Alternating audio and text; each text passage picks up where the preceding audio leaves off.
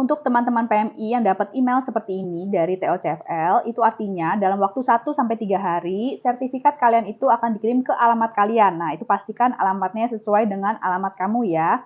Dan karena dia itu kuahal, jadi harus kamu sendiri yang menerima dan harus tanda tangan. Nah, dalamnya itu kayak apa?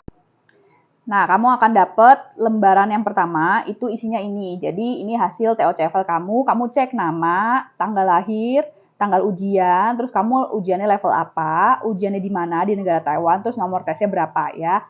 Di sini yang 11/15 itu adalah hasil skor kamu. Jadi, untuk ujian speaking itu nilai tertingginya adalah 15.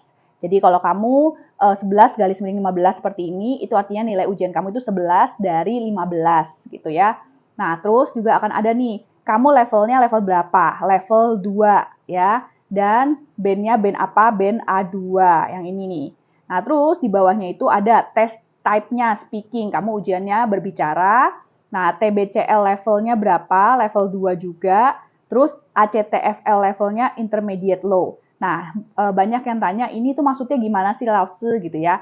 Kalau untuk yang PTTM itu harus A2 ya. Jadi kalau kamu di sini masih levelnya 1, itu nggak bisa. Harus levelnya 2, A2. Itu baru bisa dipakai untuk daftar PTTM. Nah, untuk yang di bawahnya itu dia banyak banget. Ada intermediate low, ada intermediate high. Itu untuk melihat level kamu. Jadi kamu level band A2, kalau intermediate low berarti masih level A2 yang di bagian bawah. Nah, kita lihat tabel-tabelnya ya. Nah, jadi dari TOCFL yang listening ini, dia itu ada dibandingkan juga sama CEFR, ACTFL, sama TBCL. Ini kalian nggak perlu pusingin ini apa, tapi kalian biar tahu aja gitu ya. Jadi ini ada tolak ukur, biar orang tahu nih, kalau kalian ujian TOCFL yang A2 ya, kalau kalian lulus A2 dan kalian itunya adalah intermediate low ya, ACTFL yang ini nih intermediate low, artinya kalian ada di antara A2 dan A1 gitu. Tapi kalau misalnya kalian udah di intermediate middle atau intermediate high, itu artinya kalian Mandarinnya udah ada di level A2 sampai bisa ke B1 gitu. Nah, jadi levelnya ini dari yang paling kecil A1 terus naik sampai C2. Itu masing-masing levelnya. Nah, tapi ini kalian gak usah pusingin, ini hanya informasi aja. Karena supaya kalau misalnya sertifikat kalian dipakai di China atau di negara lain, negara Eropa, mereka juga tahu nih kira-kira kemampuan kalian itu Mandarinnya sebagaimana.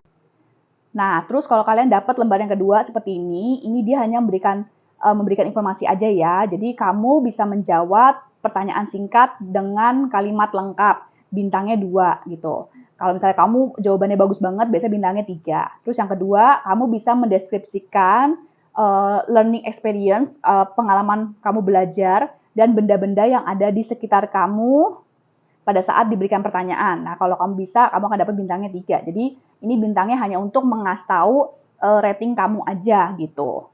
Jadi, itu ya, kalau buat kalian yang udah dapat hasil ujiannya, ayo boleh komen di bawah nih, yang kemarin ujian speaking lulus atau enggak. Dan lulusnya intermediate low, intermediate mid, atau intermediate high.